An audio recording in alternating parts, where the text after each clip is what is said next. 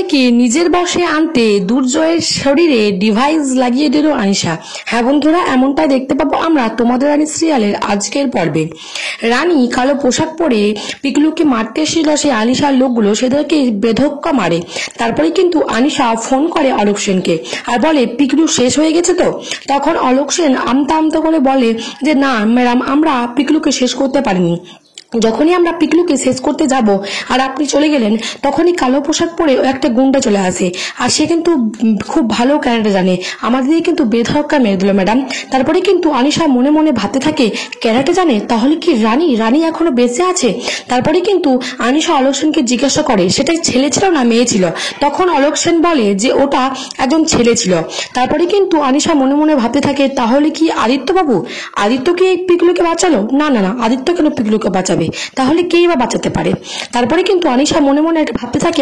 যখন দুর্জয় নার্সিং হোমে চলে আসে তখন আনিশা দুর্জয়কে জিজ্ঞাসা করে আচ্ছা দুর্জয়, তোর কি মনে হয় রানী এখনো বেঁচে থাকতে পারে? তখন দুর্জয় মনে মনে ভাবে যে না, এত বড় বোম ব্লাস্টের পর কি করে বা রানী বেঁচে থাকতে পারে। তখন আনিশা বলে এই কাজটা কে করেছে বলতো, তাহলে কি পিকলু করেছে?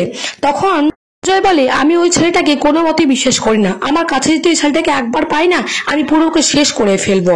তারপরে কিন্তু বলে আনিশা দুর্জয়কে আচ্ছা দুর্জয় এক কাপ চা খাবি? তখন দুর্জয় বলে বেশ তাহলে দে।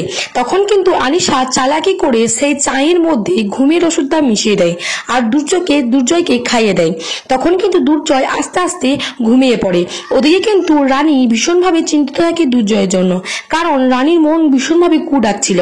তারপরে কিন্তু রানী দেবুকে বলে আচ্ছা দেবু, তুই একবার দুর্জয়কে ফোন করবি, আমার মনটা ভীষণ কু ডাকছে, কেন কোনো কিছু বিপদ হলো না তো? তখন দেবু বলে তুই এসব চিন্তা করছিস, কোনো কিছুই হবে না। ওদিকে কিন্তু দুর্জয় ঘুমিয়ে থাকার পরেই কিন্তু ডক্টর সেনকে ফোন করে আনিশা, আর ডক্টর সেনকে ফোন করার পরে বলে আমি দুর্জয়কে ঘুম পাড়িয়ে দিয়েছি আর আপনি তাড়াতাড়ি চলে আসুন আপনার কাজটা করতে। তখন কিন্তু ডক্টর সেনও চলে আসে সেই কাজটা করতে। তখন কিন্তু ডক্টর সেন বলে আনিশাকে আচ্ছা ম্যাডাম, আপনি যে আমাকে এই কাজটা করাচ্ছেন, এই কাজটা পেলে কিন্তু আমরা ফেঁসে যেতে পারি আর আপনিও কিন্তু ফাঁসতে পারেন, কারণ এটা করার জন্য কিন্তু ডক্টর সেনগুপ্ত পেটে আমাকে সেলাই করতে হবে। আর ডক্টর সেনগুপ্ত যখন উঠে দেখবে যে তার পেটে সেলাই, তখন কিন্তু উনি নিশ্চয়ই সন্দেহ করবেন, আমরা কিন্তু খুব মারাত্মকভাবে ফেঁসে যাব, আমাদের ডক্টরের লাইসেন্সই কিন্তু চলে যাবে ম্যাডাম। তখন আনিশা মনে মনে ভাবতে থাকে হ্যাঁ ঠিকই তো বলছেন। তারপরে আনিশা কিছুক্ষণ ভাবার পর বলে আমি সমস্তটা ঠিক ম্যানেজ করে নেবো ডক্টর, আপনি শুধু দুর্জয়ের শরীরে এই ডিভাইসটা ঢুকিয়ে দিন। তারপরে কিন্তু আনিশার কথা মতো সেই ডক্টরটা দুর্জয়ের শরীরে অপারেশন করে সেই ডিভাইস ঢুকিয়ে দেয়।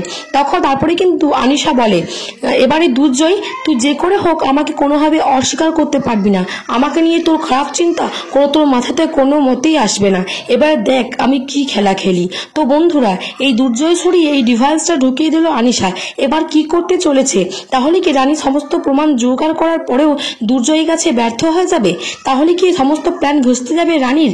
তাহলে কি আনিশা নিজের বসে দুর্জয়কে নিয়ে চলে আসবে? কি হতে চলেছে তোমাদের রানী সিরিয়ালের পরবর্তী আপডেটগুলিতে? নতুন এবং পরবর্তী আপডেট পেতে চ্যানেলটিকে সাবস্ক্রাইব করে পাশে থাকবেন আর ভিডিওটি ভালো লাগলে চ্যানেলটিকে লাইক করবেন।